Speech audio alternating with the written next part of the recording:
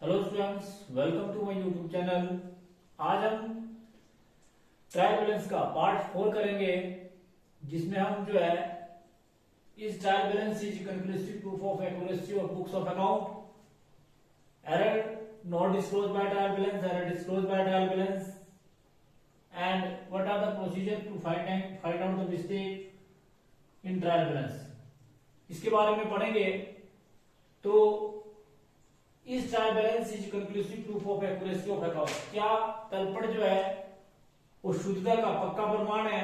तो कुछ एक उदाहरणों के द्वारा आपको समझाया गया पिछली वीडियो के अंदर कि ट्रायल बैलेंस के दोनों साइड का टोटल हमेशा बराबर होता है। जितनी राशि से ट्रायल बैलेंस के डेबिट में होती है उतनी राशि जो है क्रेडिट में होती है, परंतु ये इस बात को इंडिकेट नहीं करता है कि trial balance is a conclusive proof of accuracy of account, क्योंकि ट्रायल बैलेंस का मिलना इस बात की ओर इंडिकेट नहीं करेगा कि आपका जो क्वेश्चन है, आपका जो ट्रायल बैलेंस है वो बिल्कुल सही है या उसमें सही एंट्रियां की गई है।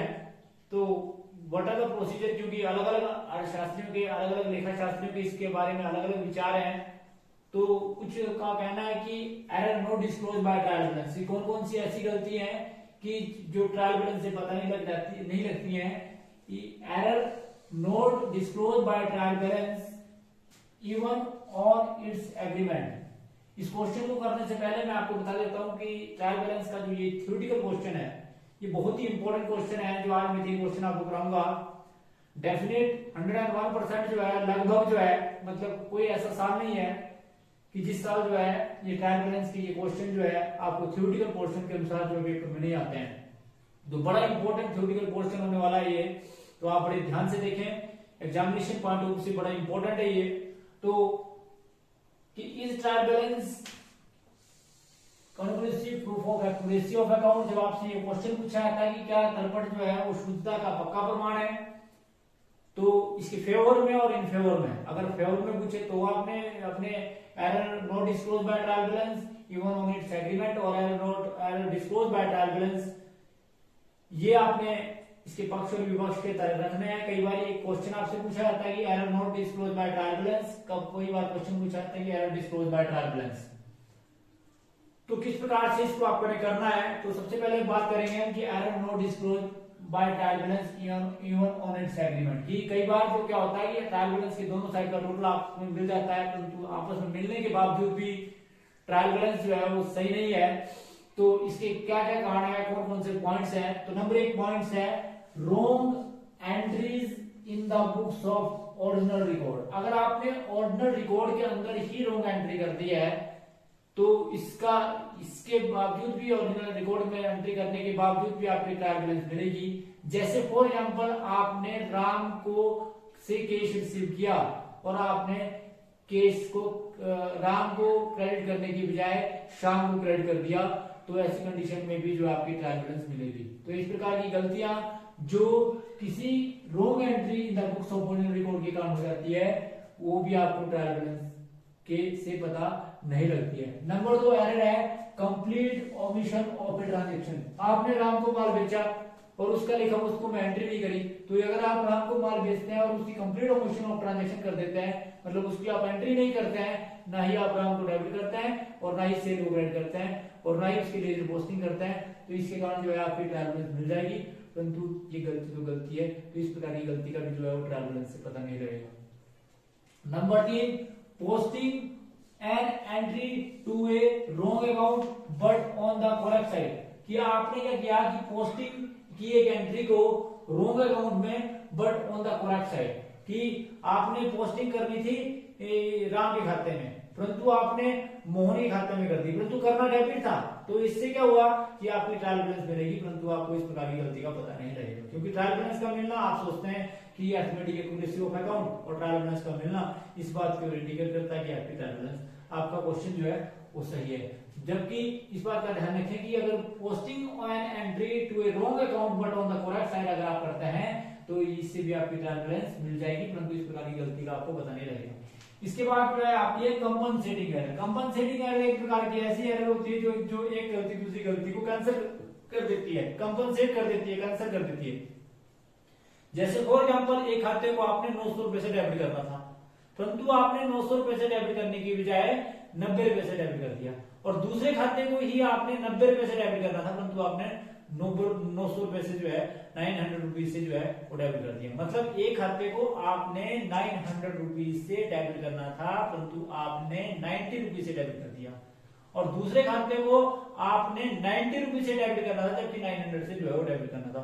तो इस प्रकार की गलतियां जो एक दूसरे के प्रभाव को खत्म कर देती है, कैंसिल कर देती हैं, उन गलती को बोलते हैं कंपनसेटिंग एरर। तो ऐसी गलतियों से भी ट्रायल बैलेंस आपको मिल जाएगी, परंतु ट्रायल बैलेंस का मिलना से इस प्रकार की गलती का भी आपको पता नहीं लगेगा, जो एक दूसरे के प्रभाव को खत्म कर देती है। इसी प्रकार से एरर ऑफ प्रिंसिपल सिद्धांत के संबंधी अशुद्धि का भी जो है वो आपको ट्रायल बैलेंस से पता नहीं लगता। तो ऐसी गलती जो लेखांकन के सिद्धांतों का पालन ना करने के कारण होती है, उसे आप एरर ऑफ प्रिंसिपल बोलते हैं।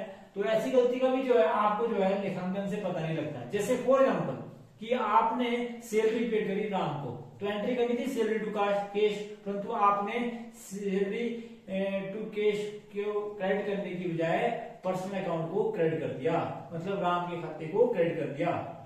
तो इस प्रकार की गलती, या सैलरी को डेबिट करने की बजाय आपने राम को डेबिट कर दिया, कैश को तो आपने ठीक क्रेडिट किया, परंतु आपने राम को डेबिट कर दिया।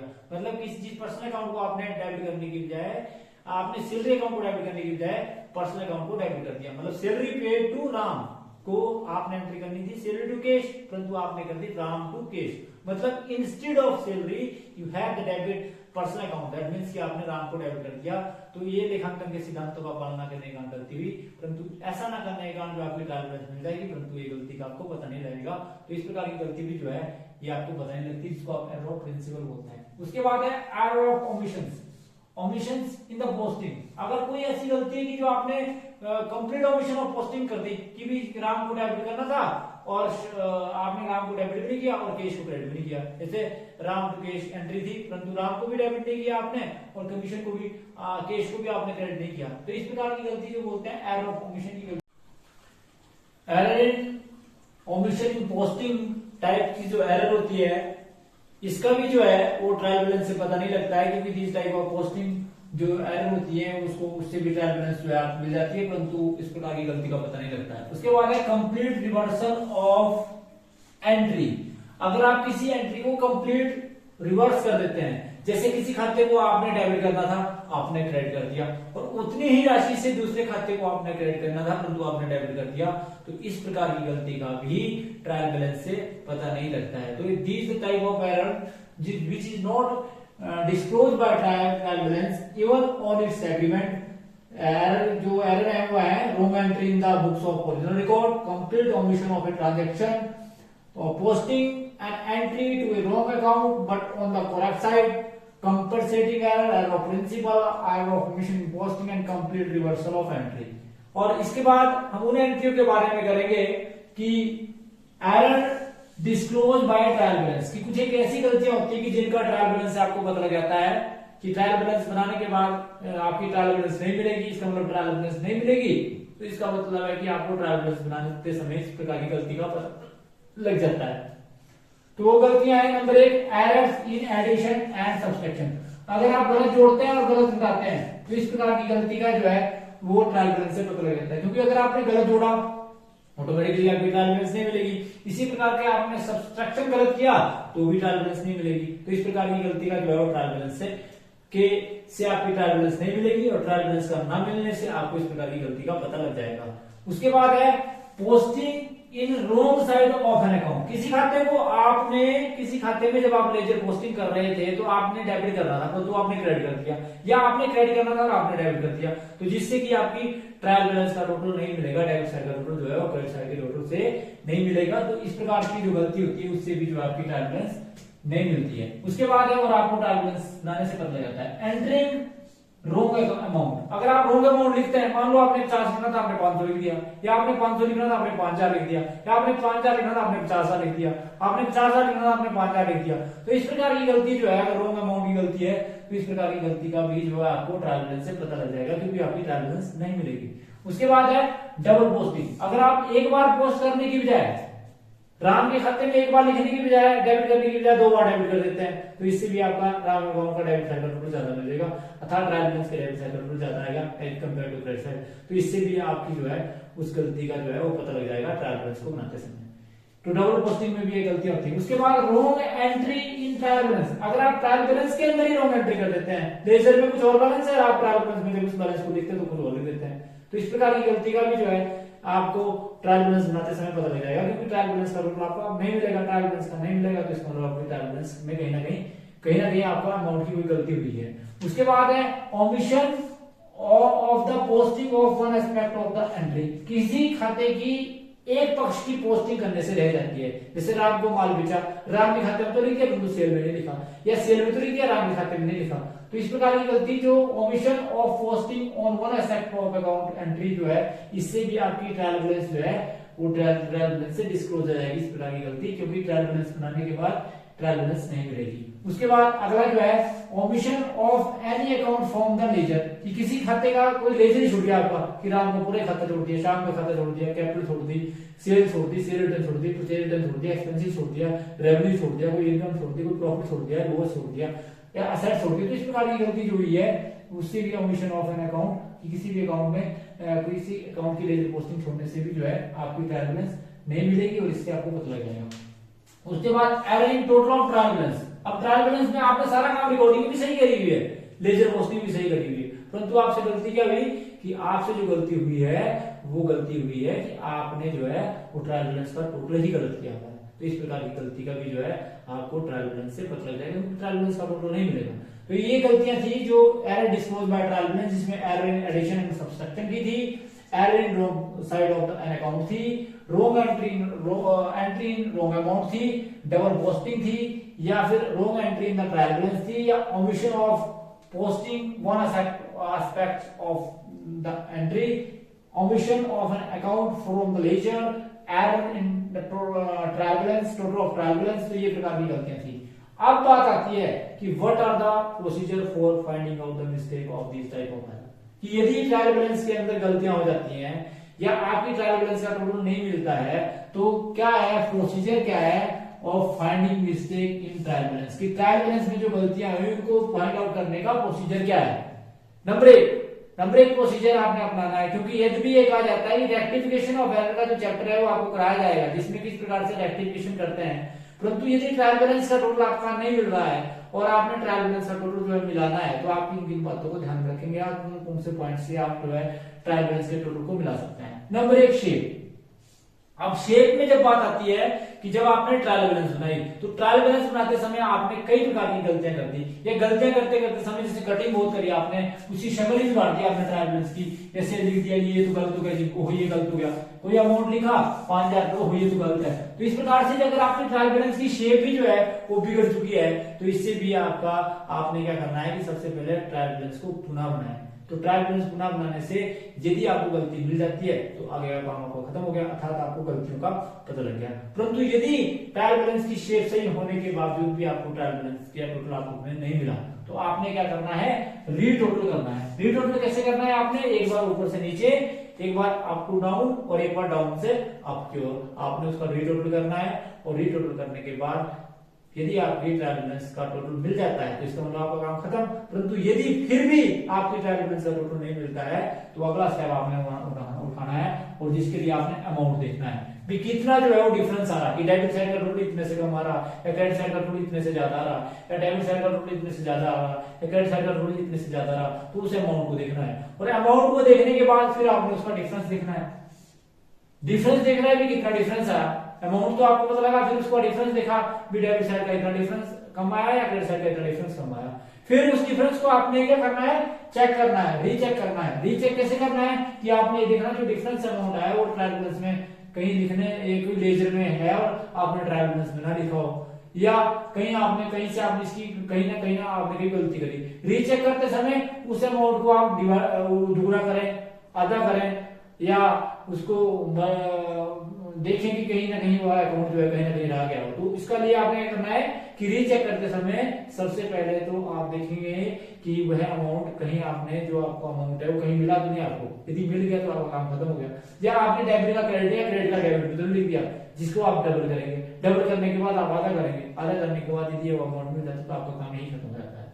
परंतु फिर भी यदि ट्रायल बैलेंस का टोटल नहीं मिलता है तो ऐसी कंडीशन के अंदर आपने अगला स्टेप उठाना है। अगला स्टेप क्या करना है, यदि अंतर की राशि 9 से डिवाइड हो जाती है, इसका मतलब है आपसे अंकों की हेराफेरी हुई है।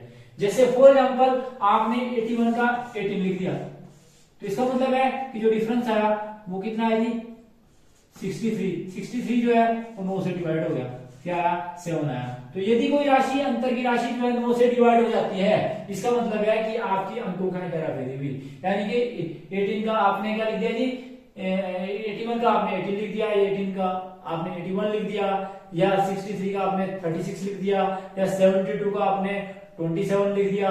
कोई बड़ी से बड़ी रकम ले सकते हैं आप इसमें, और वो अंकों की हेराफेरी हुई इसमें, यानी कि 504 का आपने 405 लिख दिया। इस प्रकार की जो अंकों की हेराफेरी होती है, यदि वह 9 से डिवाइड हो जाती है तो ये इस प्रकार की हेराफेरी जो है अंकों की हेराफेरी काम आती है। और वह आप जो उस राशि को भी देखें तो उसके बाद अंतर की राशि को आप 10 से डिवाइड करें। यदि वो 10 से डिवाइड हो जाती है और 10 से डिवाइड करने के बाद वह अंतर का पता लगाता है कि 500 का आपने 4 लिखा, इसका मतलब 450 का डिफरेंस आया। तो यदि अंतर की राशि 10 से डिवाइड होती है तो वहां से ही पता लग जाता है। परंतु यदि फिर भी आपको पता नहीं लगता है तो फिर आप अगला स्टेप बनाएंगे, और अगला स्टेप जो है वो क्या करेंगे, काउंट द अकाउंट, क्योंकि जितने भी अकाउंट है उनको काउंट करें, और जितने अकाउंट है उनको काउंट करने के बाद आप ये देखेंगे क्या सारे के सारे अकाउंट आपने ट्रायल बैलेंस में लिखे। यदि लिखे और फिर भी आपको गलती का पता नहीं लगा तब आप अगला स्टेप बनाए। यदि आपको गलतियां पता लगती तो आप अगला स्टेप खत्म हो जाता है। फिर क्या करेंगे, आप कैश और बैंक के बैलेंस को चेक करें, क्योंकि कैश और बैंक बैलेंस जो बड़ा मेन होता है, उसको आप देखें दोबारा कि कैश का बैलेंस आपने गलत तो निकाल दिया है, बैंक का बैलेंस आपने गलत तो निकाल दिया। जो बैंक का बैलेंस आपकी कैश बुक में आ रहा वही क्या, या आपकी जो लेजर में आ रहा क्या वही वो आपका बैंक में है। तो इस प्रकार से आप इसको देखें, इसको मिलाएं और उसके बाद जो है इसकी रेक्टिफिकेशन करें। परंतु ऐसा करने के बाद भी आपको गलती का पता नहीं लगा तो आप अगला स्टेप ढूंढना है। इसमें डेटर्स और क्रेडिटर्स के बैलेंस को देखें कि कितने डेटर्स हैं और कितने क्रेडिटर्स हैं, उनका क्या बैलेंस है, उनका बैलेंस आपने सही निकाला है गलत निकाला है ना। तो इस प्रकार से आप डेटर और क्रेडिटर के बैलेंस को भी देखें। और फिर भी अगर आपको गलती का पता लगे तो आप check the brought forward and carry forward balance, कि जो आपने ब्रॉड फॉरवर्ड किए या कैरी फॉरवर्ड किए कोई भी बैलेंसेस क्या वो गलत तो लिख दिए, कि एक पेज से दूसरे पेज पे ले जाते समय या दूसरे पेज से पिछले पेज पे आप ले जाते समय आपको कोई गलती तो नहीं हुई। तो कैरी फॉरवर्ड और ब्रॉड फॉरवर्ड की आप जो है वो गलती देख लें। और फिर भी यदि आपको टोटल का पता न लगे तो आप क्या करें, टोटल ऑफ ऑल अकाउंट, फिर सारे इसके अकाउंट का फिर दोबारा से टोटल करें।